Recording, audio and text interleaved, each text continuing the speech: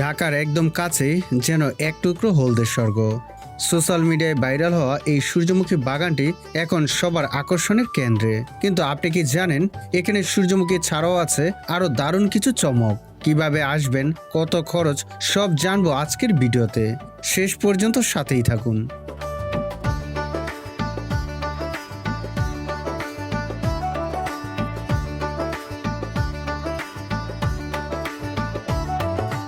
কর্মব্যস্ত ঢাকার যে কোনো প্রান্ত থেকে চলে আসুন সোজা গুলিস্তানে।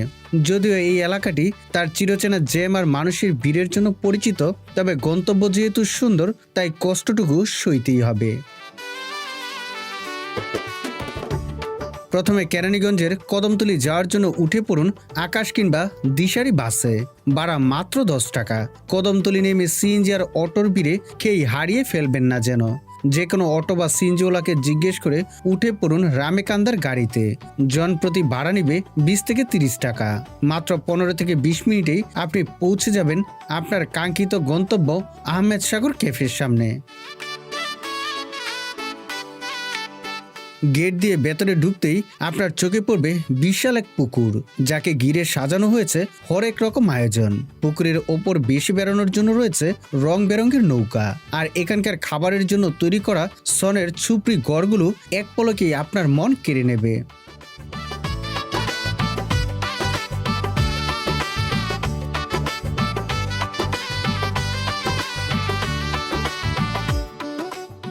আপনি চাইলে পরিবার, বন্ধু বান্ধব কিংবা প্রিয় মানুষটিকে নিয়ে এখানে কিছুটা সময় কাটাতে পারেন। চারপাশের পরিবেশ আপনাকে নিমিষেই গ্রামীণ প্রশান্তি দেবে। শিশুদের জন্য রয়েছে আলাদা বিনোদনের ব্যবস্থা, তাই ছোটদের নিয়ে আসলেও মন্দ হবে না। একটু আগাতেই পেয়ে যাবেন আজকের মূল আকর্ষণ সূর্যমুখী বাগান। বাগানে প্রবেশের জন্য আপনাকে জনপ্রতি 50 টাকার একটি টিকিট সংগ্রহ করতে হবে। উপর থেকে বাগানটি দেখতে অসাধারণ লাগে, তবে রমজান মাস হওয়ার কারণে এখন পর্যটক নেই বললেই চলে। তাই বলবো নিরিবিলি ঘোরার এই সুযোগটা মিস করবেন না।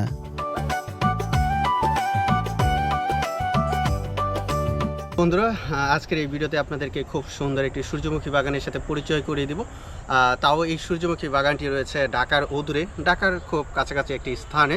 তো এটা অনেকেই জানে না। তো আমরা দেখা যায় এই সূর্যমুখী বাগান দেখতে অনেকেই নরসিংদী যাই, অনেকেই ঢাকার অনেক দূরপ্রান্তে যেয়ে থাকে, কিন্তু ঢাকার কাছেও যে এত সুন্দর একটা সূর্যমুখী ফুলের বাগান রয়েছে সেটা কিন্তু অনেকেই জানে না। এখানে সূর্যমুখী বাগানের পাশাপাশি একটি কসমস ফুলের বাগানও রয়েছে। সেই ফুলগুলো কিন্তু দেখতে খুবই সুন্দর। তো আপনারা যদি একটু সময় সুযোগ পান তাহলে কিন্তু এই ঢাকার কাছেই এই সূর্যমুখী বাগানটা একটু ঘুরে যেতে পারেন।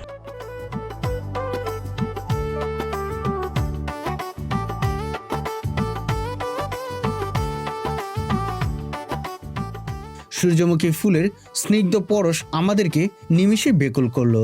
সারিবদ্ধভাবে লাগানো প্রতিটি গাছের ফুল কি যেন একটা বলছে আমাদের।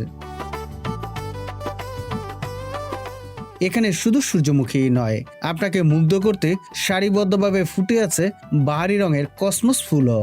ফুলের হাসিতে আপনার ক্লান্তি নিমিষেই দূর হয়ে যাবে।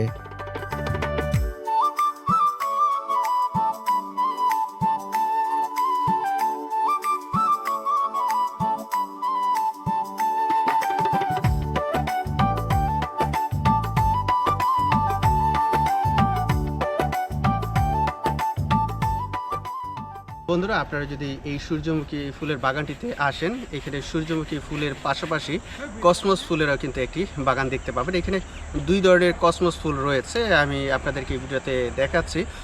সত্যি কথা বলতে এই ফুলটা কিন্তু এর আগে আমি দেখিও নি, নামও শুনিনি, কিন্তু দেখার পরে কিন্তু আমার আসলে বেশ ভালোই লাগছে। দেখতে কিন্তু খুবই সুন্দর। তো দেখতেই পাচ্ছেন যে আমার পিছনে কিন্তু একটা সাদা কালারের একটা কসমস ফুল রয়েছে। আর এই কালারটা আসলে কি বলে, আমি আসলে এটা মনে হয় বেগুনি কালারের একটি কসমস ফুল রয়েছে। তো দেখতে পাচ্ছেন যে এটা কিন্তু পুরো জায়গাটি কিন্তু এই কসমস ফুল এবং সূর্যমুখী ফুল দিয়ে কিন্তু সাজানো হয়েছে। আর ঢাকার খুব কাছাকাছি হওয়াতে আপনারা কিন্তু একটু সময় সুযোগ নিয়ে ঘুরে যেতে পারেন। আর এর আশেপাশে কিন্তু আরও সুন্দর সুন্দর কিন্তু দর্শনীয় স্থান রয়েছে, যেগুলো কৃত্রিমভাবে তৈরি করা হয়েছে। সূর্যমুখী আর কসমোসের বীরে নিজেকে নতুন করে আবিষ্কার করার অদ্ভুত এক নেশা আছে। কথায় আছে, ফুল ভালোবাসে না এমন মানুষ পৃথিবীতে বিরল। সত্যি বলতে, আপনি যখন এই ফুলের গালিচায় দাঁড়িয়ে প্রকৃতির ঘ্রাণ নেবেন, তখন নিজের ভেতরেই অনেক প্রশান্তি খুঁজে পাবেন। বন্ধুরা, এই সূর্যমুখী বাগানের আরেকটা বিশেষত্ব কি, আপনারা এই বাগানের ভিতরে ঢুকেও কিন্তু ছবি তুলতে পারবেন, ভিডিও করতে পারবেন, মানে সকল ধরনের সুবিধাই কিন্তু এখানে পাবেন। আমরা অনেক সূর্যমুখী বাগানে গিয়ে কিন্তু অনেক ধরনের হেনস্থার শিকার হই, সেটা থেকে এখানে কিন্তু রেহাই পাবেন।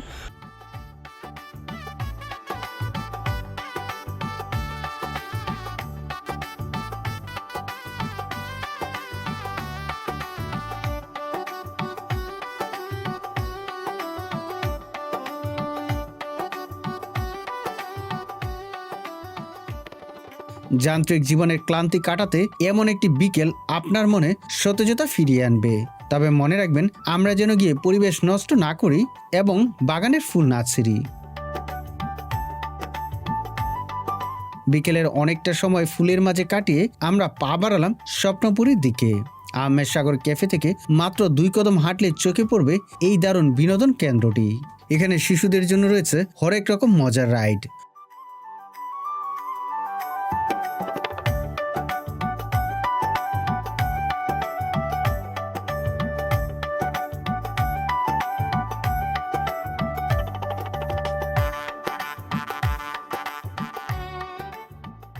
শুধু ছোটরাই নয়, বড়দের জন্য এখানে রয়েছে সময় কাটানোর দারুণ সব ব্যবস্থা। চারিদিকে গ্রামীণ আবহাওয়া, আর তার মাঝে ছোট ছোট সনের ঘর, যেখানে দুয়া ওঠা চা বা কফির কাপে প্রিয়জনের সাথে কাটাতে পারেন জীবনের সেরা কিছু মুহূর্ত।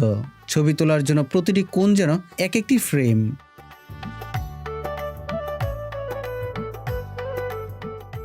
দুপুর থেকে বিকেল কখন যে সময়ের কাটা পেরিয়ে সন্ধ্যা ছুঁই করলো আমরা টেরই পাইনি। কেরানীগঞ্জের রামেকান্দার এই সৌন্দর্য যে কাউকে মুগ্ধ করবে।